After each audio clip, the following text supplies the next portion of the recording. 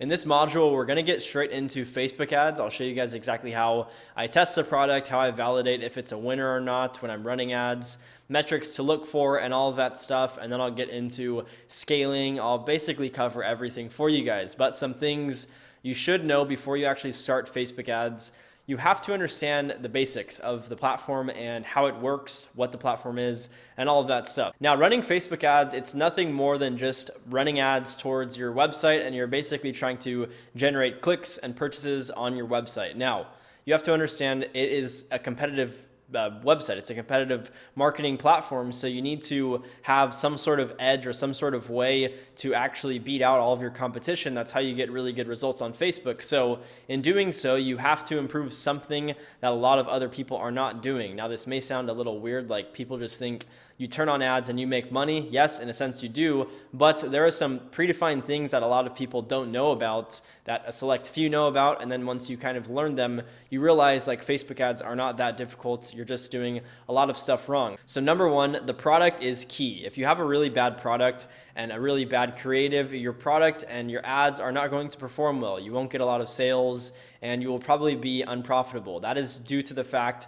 that, again, your product is not good and your ad creative does not properly hook the audience. And I'll go over how I get my ad creatives and then which ones to test with, how to scale and all of that stuff. I'll cover everything. So number one, again, ad creative and product is key. You can run the best ads. You can have the best strategy, the best plan, but if your product and your website and your creative is not good, the Facebook ads just won't perform well. So that's number one. The counter to that is if you have a really good product that is not competitive, you can run ads on Facebook and Facebook becomes a breeze because you don't have hundreds of other people running similar ads to you trying to sell the same product. It only gets difficult when you're fighting over crumbs with everyone else around you in Facebook, and then you really have to shine by making better ads and having a better website and product.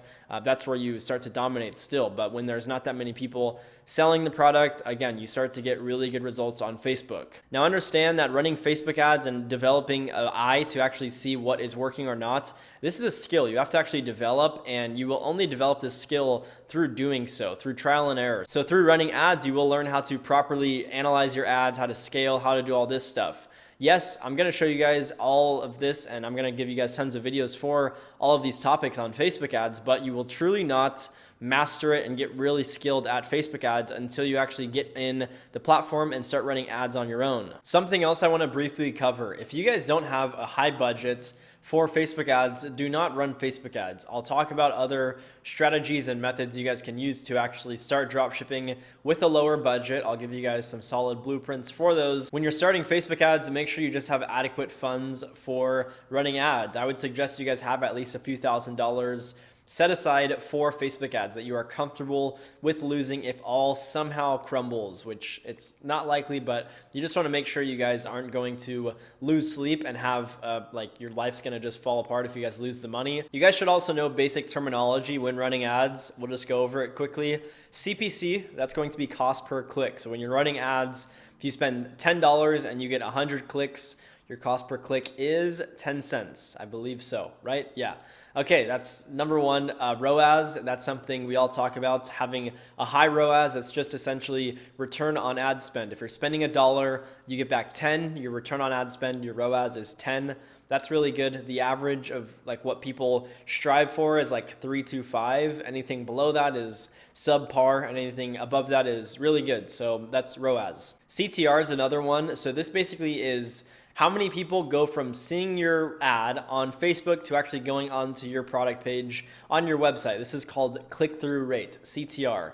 This is another important one. You guys should definitely know click-through rate. So if you have a bad click-through rate, you know your ad creatives could be improved on. If you have a really good click-through rates, you're probably doing something right. CPM is another one. This is cost per milli. So this is essentially the cost per 1,000 impressions. So let's say you run an ad and you're getting $10 cost CPM. That would be basically costing you $10 to have Facebook show your ad in front of 1,000 people. All those metrics are important, but at the end of the day, as long as your ROAS is high and profitable, the other stuff can be improved on, but ROAS is the main thing. And I'm going to be honest, I take into account click-through rates, cost per click, and all that stuff, but the main thing that I'm focused on is just getting a high ROAS, because I can spend money on a high CPM if my ROAS is really good. So just keep that in mind. The main focus is ROAS. That's about it for this video though. We're gonna next get into setting up our Facebook page, setting up our columns for our Facebook ad account or ads manager,